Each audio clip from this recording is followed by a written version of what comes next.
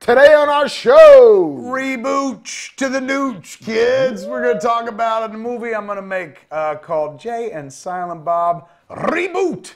Today on Fat Man, I'm Batman.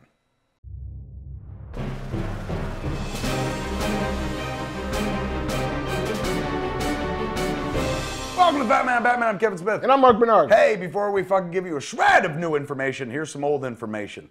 Your underpants, they suck. Take them off. Take off your manties. Take off your panties and throw them the fuck out. You'll never need them again the moment you sign up for MeUndies.com. They are made from the space agest of space age materials, like it's future cotton for your balls. This material is 3 times as soft as cotton. It comes from the planet Modal. Yes, It's harvested. the softest fucking fabric known to man. You know what the hardest fabric known to man is? I don't know, but the softest is Modal, I'll tell you. It's like walking on sunshine. Are diamonds the hardest? Maybe. So these are not the opposite of diamond encrusted underwear? No, but quite like a diamond, it showcases your junk and or your lady junk quite nicely, this Modal. It hugs and breathes at the same time. Hugs and breathes. It's like Hug. hugging and breathing. It's difficult to do 2 of those things at once. Fruit of the Loom, ask them. They'll tell you it's impossible. Not for the fucking folks at MeUndies.com. First thing you put on in the morning, last thing you take off at night, unless in the middle you're doing some funky shit, in which case, power to you. If not, why not get the best underpants you can get? Who sees more of you on a daily basis than your underwear? Than your balls? I don't know. Who sees your, you know what? That metaphor fell apart, but I'm going to tell you this right now. You don't buy new underwear nearly enough. I hear that as a fucking married man all the time. When you get new underwear. Now you don't even have to think about it. You join MeUndies.com. You go to MeUndies.com/fatman. Fatman, 20% off your first order. Undies, drop shipped to your house. They're just going to drop you a box of undies once a month, and you're going to be like, oh my God, this is fucking awesome. Thank you. And you're going to forget about your old fucking manties or your panties because this works for both sexes, son. It does. They got them for ladies, and they got them for men's. For the price of 2 cocktails, you can join up. First order, bang, bang, bang. Shipping's free. You don't like them? Return them. And that's free. That's the crazy part. If you don't like it, if you're like, look, my balls are all over this. I wiped my vag with it. I flossed my fucking self with this underwear, and I don't like them. Send them back. They don't give a fuck. They're like, fine. Tainted? Don't God matter. bless. Go with God. We're not going to keep your money. Fine. We're good. Good. I'm glad you tried. They're nice people over there at MeUndies.com. Yeah, they will refund you, and you get to keep that first pair if you want it. Isn't that crazy? Yeah, they don't even want them back. They're like, Yeah, fucking you it's keep like you them. keep your tainted. You know why? Yeah, fucking keep it. You got your dick on it. Your dick juice is in that. If you're a lady, they're like, yeah, well, fucking your dick juice is still in it. And they hang up on it. But it's smart because you'll wear those fucking undies on some other occasion, an emergency, and then you'll realize. Yeah. Like, oh my God, why did I throw away the best thing I ever had?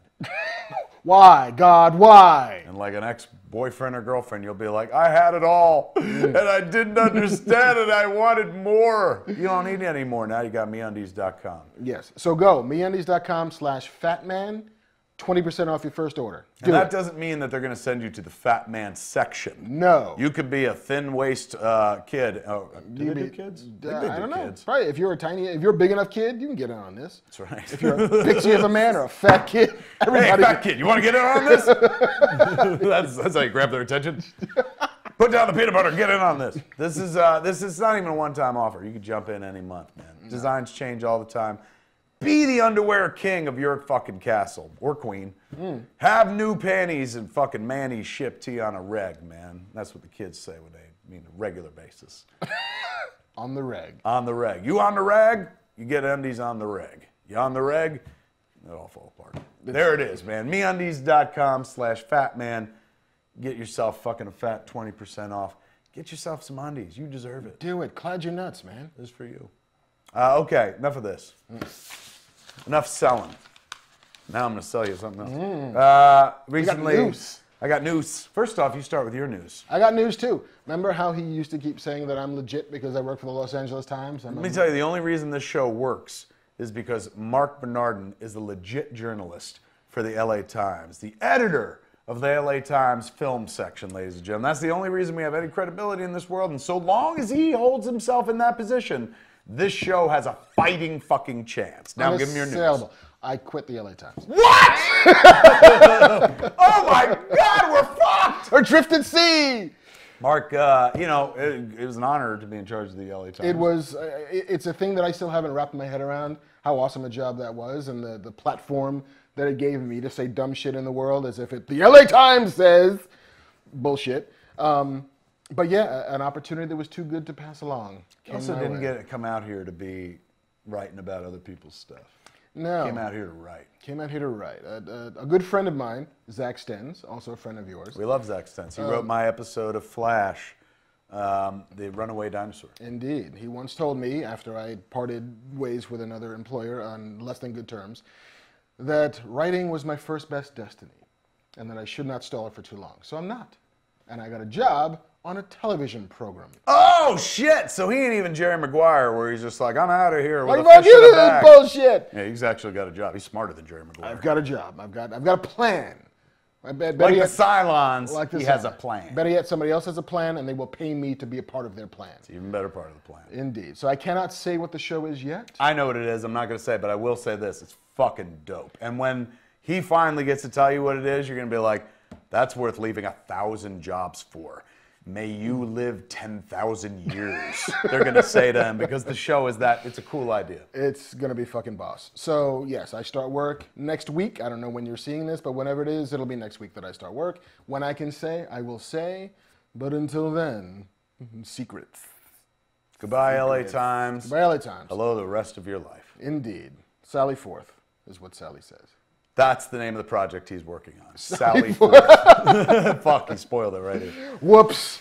It's a Sally Forth Brenda Starr crossover show. Fucking, I'd see that. Right? Bring in a little, that's Mary Worth. Mary Worth, Sally Forth. Brenda Starr. And what was Rex Morgan? All the most boring comic strips come Comics together about journalism. to create the Avengers of boring comic strip movies. I was on Instagram the other day and shared with people an image from my desktop for a screenplay entitled Jay and Silent Bob Reboot. Ooh. And that's what we're pursuing to be shooting in the spring. Right now I'm up in Vancouver shooting Supergirl, so I'll be doing that till March. March I got some gigs, April I got some gigs. We're hoping by June, that's my hope, to be rolling. And people are like, hey, what happened to Clerks 3? Hey, what happened to Mallrats? Hey, what happened to any number of the things you talk about? Let me explain something to you about Kevin Smith. Not everyone out there dying to find out what the next fucking Kevin Smith thing is. So, I tend to build out, like, before the thing's going to happen. And I start talking about a thing not when it's like, we've got the fucking money and the T's are crossed and the I's are dotted. I'm not that guy. I start talking about the moment I have the idea and stuff, because that helps build momentum and take a whimsy into reality. And that's something I'm not very good at much in life, but I realized early on, 20 years ago, that I didn't just have to dream shit. You could make shit come to life. Like, anybody can have a dream, and everybody should have a dream. Taking it into reality is the next step. So if you do that enough in your life, and I did that with Clerks, and then I got to do it for like years and years, just like, oh, I want to tell this story. And people are like, here you go, here's a bunch of loot. And I was officially part of the movie business and shit, and TV business. You begin to believe that you can bend reality, not in the way of like, there is no spoon, but you're like, hey, even if I don't have the means or the cast or whatever the fuck, I could still build a thing and eventually make it happen. That's what I do. So Clerks 3 was one of those things that I built that I didn't have the cooperation of everyone involved. You need 4 people to make a Clerks movie, in my estimation, as the guy that made 2 of them. You need the 2 clerks inside and 2 clerks outside. So for a while, one of the clerks did not want to be involved. Wrote the script, dug the script, was like, yeah, I just don't want to do it and stuff. Took me years to get him to a place of like, oh, maybe I'll do this. And then it looked like we were moving forward. We had loot for it, $8 million. That was the budget on Clerks 3. It was fucking crazy, considering the first one was $27,575, and the second one was $5 million. So inflation. But just nuts that somebody would be like, all right, but the brand, they like Clerks and stuff. Kim Ledford, who I did Yo-Gozers with, and Invincible Pictures, they were fucking putting up the money. We were shooting in Philly. We were going to Philly. I was heading out to Philly to open an office. We started like cherry picking the crew from Creed because Creed was wrapping up, and so most of those people were looking for the next job, and we were the next job. Wow. So I met a dude on the Goldbergs who was like, "Oh, whatever happened to Clerks 3? I read that script." I was like, "How'd you fucking read that script?" He was like, "I was working in Philly on Creed, and you guys were coming in next, and so a bunch of us were going to go to that." And I was like, "Yeah, what happened?" What happened was month, 2 months before we were going out, 2 months before shooting, before we were rolling on Clerks 3, it fell apart. One of the 4 main characters did not want to be involved, and it quickly spiraled out of control in a big bad way, and wound up not happening, and probably could never happen after the stream events. And it's not even like it's so epic and I'm leaving out dirt or whatever the fuck. It's just, you know, it hit a wall. It was a financial wall, and sometimes that's a wall you can't get over. So it fucking like imploded. Like I watched it implode and my heart was broken, dude. I mean, you know, it's like I'm a first world person, so you know, I was heartbroken because I didn't get to make a movie, but it didn't mean I went and made another movie. We made Yoga Hosers. So it wasn't like, oh, I couldn't do something. Like, you know, it just couldn't do that thing. And I wanted to badly because it was like Randall's movie. I love the script for Clerks 3. But I was dealt a pretty fucking definitive blow and had to like go back to my financiers and be like, yeah, it's crazy, but this movie's not happening. They're like, what do you mean? Like, why? And just couldn't. So, you know, it's certainly not, don't be mad at anybody or whatever the fuck. Everybody doesn't have the same experience with Clerks that you do or that I do and stuff. So, but sadly, I was faced with a fucking decision that weekend of like, what are you going to do? So we had a location that was a mall, a closed down mall in Philly. So I was like, ooh, let's just switch over to Mallrats too. Because my agent was like, why don't you do Mallrats movie? And I was like, yeah, oh my God, fucking, I would love to do that. So I said, can I do that? Because Universal has it. And they were like, yeah, totally. They'll let you take it out and make it. I said, really? And they said, yeah, there's 3 ways this movie gets made. 1, Universal finances it, Mallrats 2. 2, they co-finance it with you and say Starstream. Or 3, Universal wants nothing to do with it. They let you take the movie. You get to go do whatever you want. So I was like, either way, I'm making this movie. And they were like, yeah. So I was like, I start writing it, fell in love with it and stuff like that, talking it up, taking the pictures, putting it up on Instagram. This is fucking happening. Because I got professional advice from people I pay a lot of money on a regular basis, and that advice turned out to be accurate. Turns out, Universal has never released a catalog title in their lives. When they took the script had to be handed in for them to look at and make sure that I wasn't like, fucking Universal created the Holocaust and shit. So when it went into Universal legally, then they pointed out that like, okay, so I guess we have to start talking development if we're into this, or blah, blah, blah. And you know, my agent was like, oh no, like, we figured you'd let him take it out and he'll pay you whatever the fuck and they'll make it elsewhere. And they were like, Universal's not just a studio, it's a catalog holding house. And we've never released a title in our fucking entire history. Once we own it, we own it. They didn't even know they owned it. Like, that was the crazy part too. It wasn't even like Universal's like, oh, we got plans for it. They're like, oh, that's ours? Well, you never give shit away. That's mine? Mine. And it wasn't like, give it to us for free. We were willing to pay for it and shit, but now, you know, they were like, that means there's only 2 ways to make Mallrats 2. With Universal, financing it fully, or co-financing it.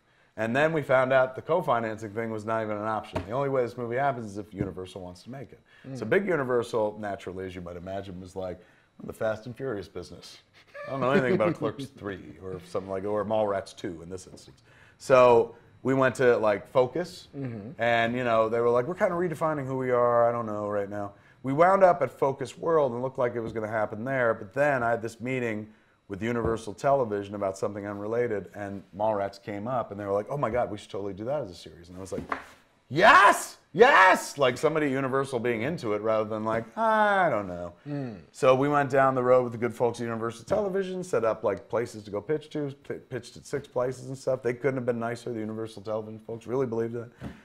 Went to the places, like, people were like, why don't you go to Netflix? I did go to Netflix. And, you know, every place, they're like, oh, I love Mallrats. And I tell the story of this. And they'd be like, all right, well, think about it. None of them went for it. You know, I'm not like, fuck all these places. Like, yeah, it happens. Yeah, it happens. And fucking, not for nothing, but like, Netflix, like, look at what they do. It's groundbreaking at all times. I guess, you know, on one level, people are like, yeah, but they did Wet Hot American Summer and shit. Well, they did. And, you know, they're not doing that again, with Mallrats at least.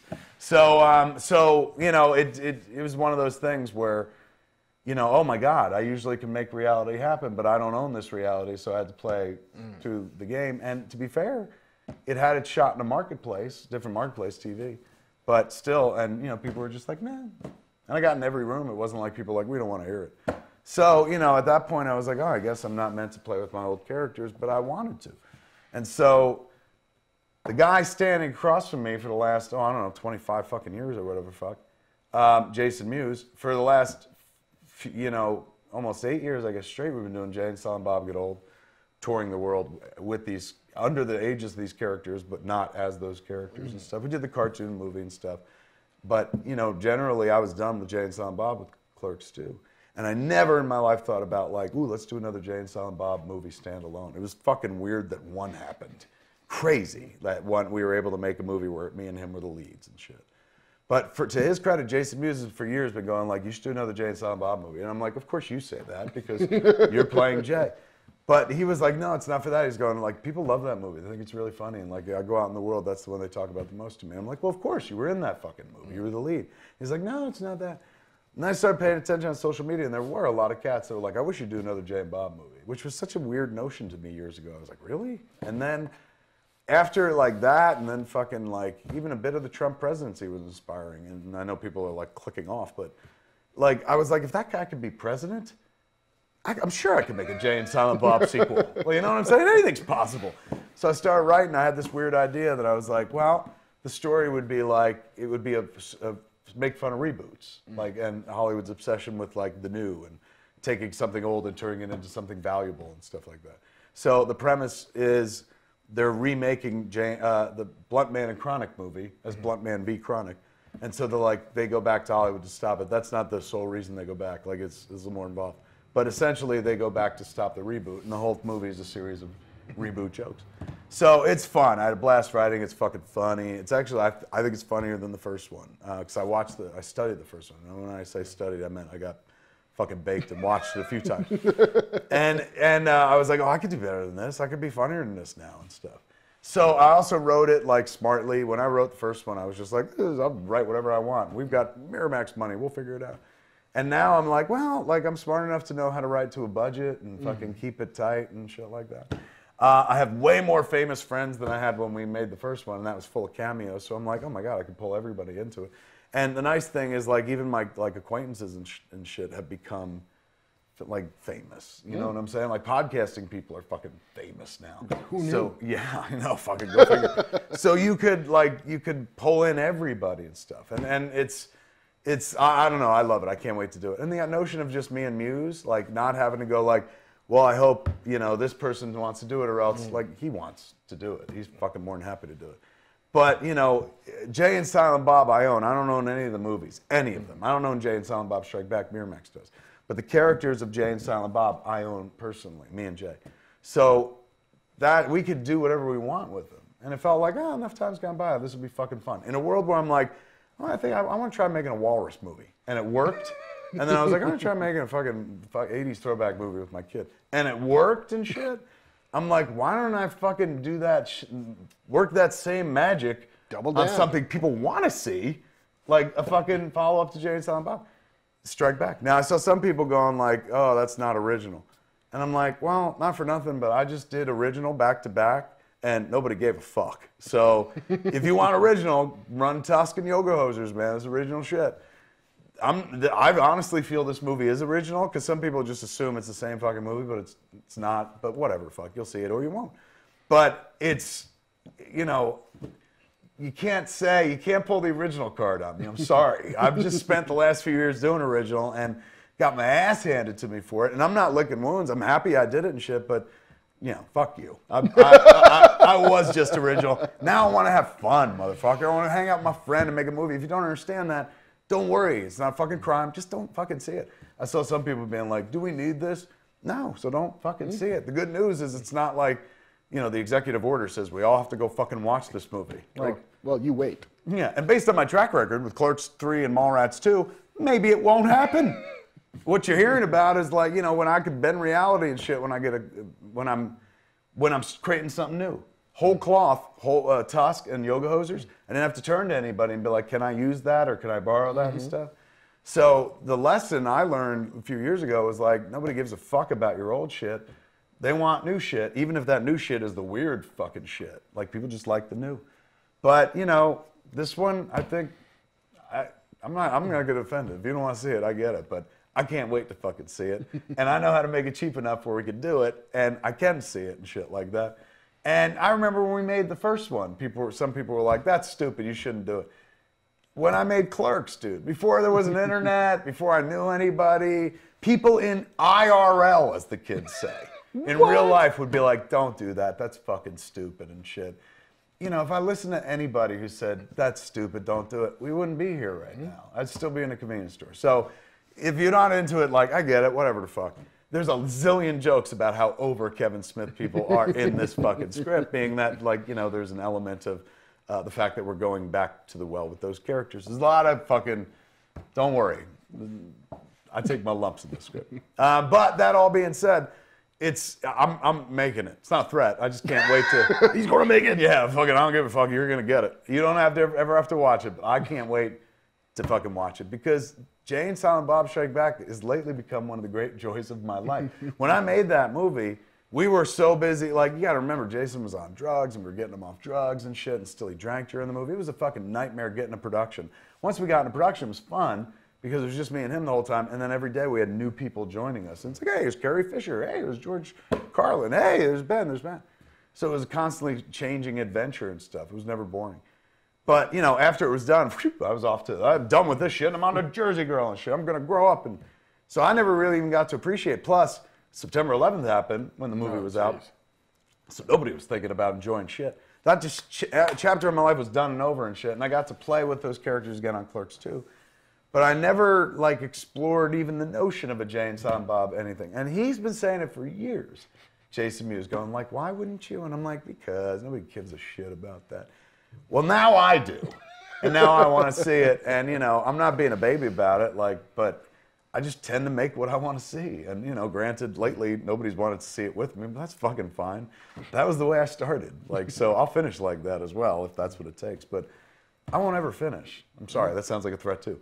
But as long as I want to do this shit, there's always a way. You know, Mallrats wasn't a way. I didn't own it and shit. And then I went to others, hat in hand, and said, can you? And was told no. I'm an indie guy, so I'm not used to that anymore. I'm the guy that's like, let's just do it. Like, we'll do it. We'll make it. Unfortunately, in this instance, since I want to play with shit that I made a long time ago and it's owned by other people, it becomes different. It's not as easy as like, it's about a walrus. A guy who turns a guy into a walrus. And, you know, people are like, well, we're relatively sure nobody's done that before, and that's original and shit like that. So I'm going to have a fucking blast. If I'm lucky, I get to do it and stuff like that. And third time's a charm. But anyway, that's what happened to the other two, and I'm heartbroken over it, but I've had a long time to deal with it. It's been tough not to share that information about Clerks 3 for years. People were like, what happened to Clerks 3? I was like, oh, it's on the back burner, because there was this part of me that was like, don't ever say it out loud. The moment you say it out loud, it's fucking dead. But I had a few years to come to grips with it, and finally I was like, it's not gonna happen, dude. So people have been like, I wanna read the script. You can, we're gonna turn it into a comic book. With the good folks over at Dynamite. We did the Yoga Hosers comic with. They don't even know that, so they're going to learn that with this show. Yay! Because we launched a Smodco Comics label and stuff, and so Nick's been like, what are you going to do? That's what I'll do. I'll take that script. What I want to do is get Phil Hester and Andy Parks did Clerks: The Lost Scene in comic book form for Oni back in the day. So Phil was wonderful on my Green Hornet miniseries and the $6 Million Man miniseries, in as much as he took those scripts and then broke them down into panels to turn it into a comic book. You can't just take this movie script and because that one Last Madness. Oh, so he was wonderful, but he added nothing. He added nothing. He didn't add dialogue. He wasn't like, this will be better. He just broke it down into panels and separate issues and stuff. So I was thinking as I was driving over, I'm gonna tap my boys and be like, here's the script. Phil's a good dude. Phil's an amazing fucking dude. And one of my favorite artists on the planet. I love Hester and Parks, man, still to this day. Their Swamp Thing work with fucking, with my boy, with Marc, Mallrats, was wonderful. And so much so that years later, when I got into the business somehow, I was like, I want to work with those guys. And I did. I did the Green Arrow run with them as well. But that, I'm telling you, like the unsung talent, Phil's ability in taking a movie script, the Bionic Man script I wrote and the Green Hornet one, and breaking them down panel by panel and turning it into fucking something that when I read it, I was like, oh my God, this would have been so much work. But he thinks he's a panel guy. He's a writer and an artist, especially an artist. So I think that's what we'll do. And I'll probably do the same with the Mallrats 2 script, like take it, run with it and stuff. So everyone could see what it could have been and stuff. But sometimes, you know, look, I ain't complaining. Like, you know, I said it on the podcast. Like, I can't sit around and be like, oh, I didn't get to make Mallrats or Clerks 3. I've had 6 years of a fucking TV show on AMC, Comic Book Man. You know what I'm saying? Like, for everything you don't get to do, there are these weird surprises that, like, oh, I didn't plan for that. Like, here, this is a weird fucking thing. I pitched 3 series last year. 4 series. 2 you don't even know about, but you'll know about. By the time this airs, you might actually know about it. We should probably do a standalone story about that. Because that news breaks this week. Maybe we'll do that after this. But anyway, you know about one, Buckaroo Banzai. But then there was a problem with the creators thing, and I was like, okay, I'm stepping away until you guys figure that out. And they've been working at figuring out, so that may still coalesce, come back together, and that'd be wonderful. But I went out on that pitch. It's not mine, but like, you know, I went, this is what I would do, and that series got picked up. MGM was the parent, and Amazon was going to produce it. I went on 2 other shows and pitched on these shows for things that I didn't create, and got both of those fucking jobs. They're huge jobs. And I sound like Trump. I don't want to, not huge. They're really good jobs. Magnificent jobs. For a guy like me. But I haven't been able to speak about them yet. I went in on those things, I didn't create them, and it was more like, well, this is what you could do. You know what I'm saying? Like, I wasn't like, oh my God, I'll live or die to fucking do this. It was meetings where I was like, you could do this, it'd be totally cool. And then they got picked up. The one that I fucking spent 6 months building and plotting out with fucking whiteboards and writing every fucking episode out, every beat point, like my own writer's room and shit, was the Mallrats series. And that was the one I cared about the most, and went in and fucking pitched. One of the pitches to Showtime, I was bawling because I was talking about my dead producer friend, Jim Jackson. Poured my heart into it. No takers, man. So, you know, that doesn't mean it's a heartless system, but it's just, man, it's a fucking crapshoot.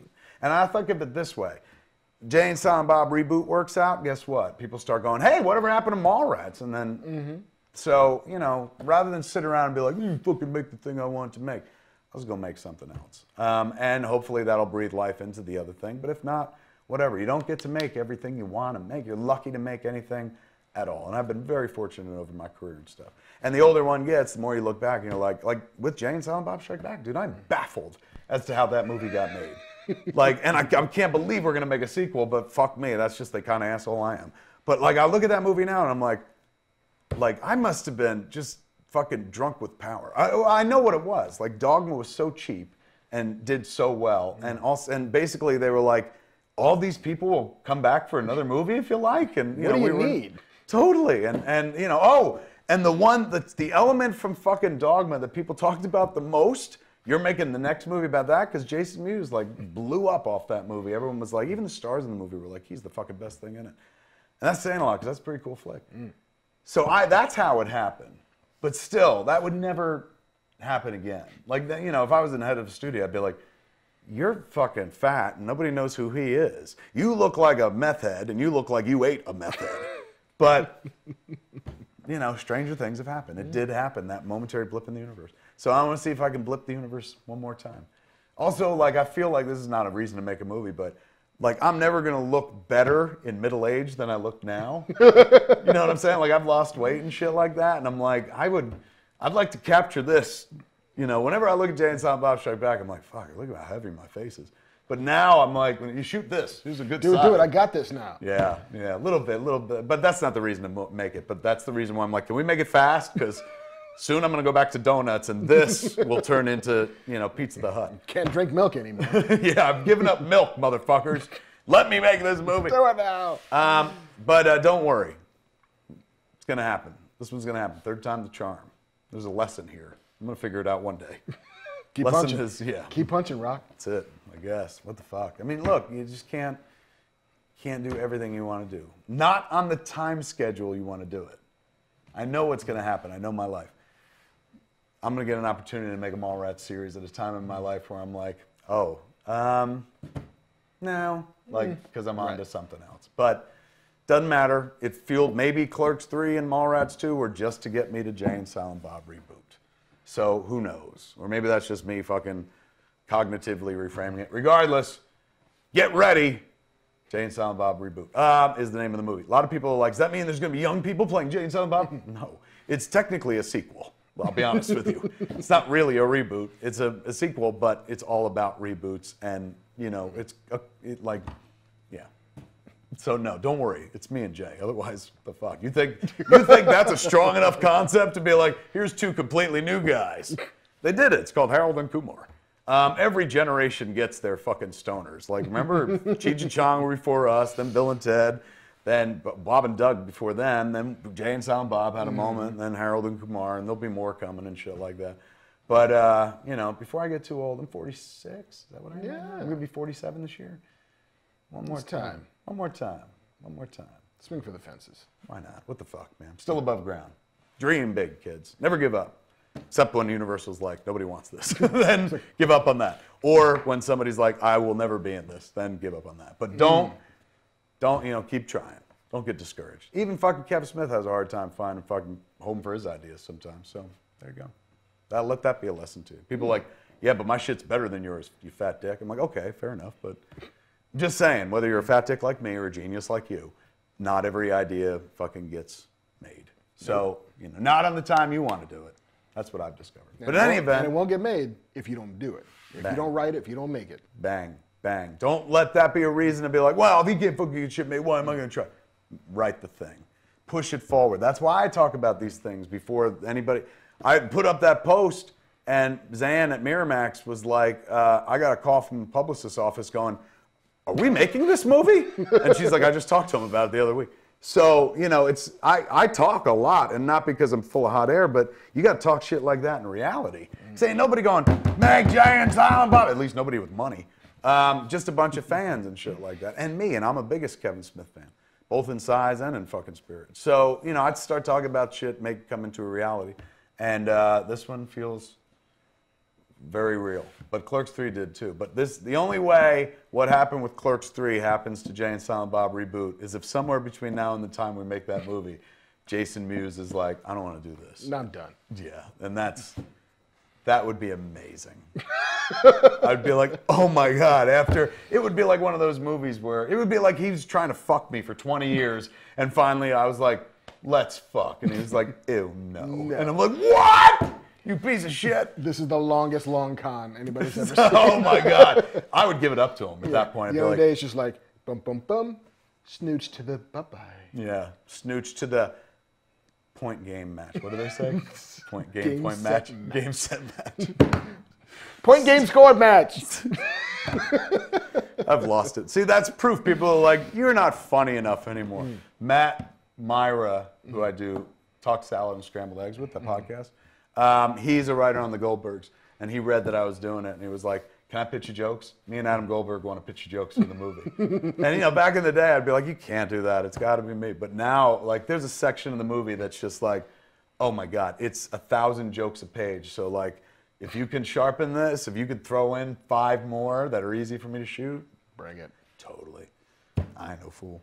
All right, man. A big props to, there's a couple people. Jen, my wife, gave me great notes, got me to a shorter second draft. Andrew Kreisberg from Flash, like he hit me up going like, dude, I would PA on that movie. Can I read the script? I was like, oh my God, yes. And I respect Andrew as a writer because he does fucking Flash and Supergirl. And I love those scripts. I love that kind of writing. So he gave me wonderful fucking notes where I was like, oh, but mostly it was just like he liked it. And Brian Lynch, who did Secret Life of Pets and Minions, the Minions movie and stuff. Jersey buddy of mine, wonderful writer. He was just like, because he was in Jay and Silent Bob Strike Back. He's in the comic book store reading Battle Pope when me and Jay are talking to Jason Lee. So he was like, can I read it? Like, I got to know where you're going. And he gave me, like, first off, he really sweet things to say about it. But he gave me 2 fucking fantastic notes where I was like, God damn it, dude. God damn it. I'll share one with you. So in the movie they're trying to stop is Blunt Man v. Chronic. We eventually see a clip from that movie, and in the first draft, it did not resemble the thing that it was making fun of at all. At all. It was a funny scene. So Brian Lynch goes, that's a really funny scene, the Blunt Man and Chronic movie. He's going, but if you're putting that V in the title, you gotta fucking do. And I was like, you're right. How did I fucking miss that? So I went back in the second draft and V'd it the fuck out and had a really good time doing it. And the script took a jump because I'm like, this is fucking more clever because I found a way to make some more jokes and shit. So useful stuff like that. And the other note he gave me was a really nice emotional note at the end about Jay and Silent Bob where I was like, oh my God, that's really, like it made me, like glass up when he just texted it to me. I was like, that's fucking good. I was like, thank you. And when I did my second draft, I shaped it differently. So it's been I don't know, it's been fun. I can't wait to dive back in. There it is. Rebootin' to the Nuchin, folks.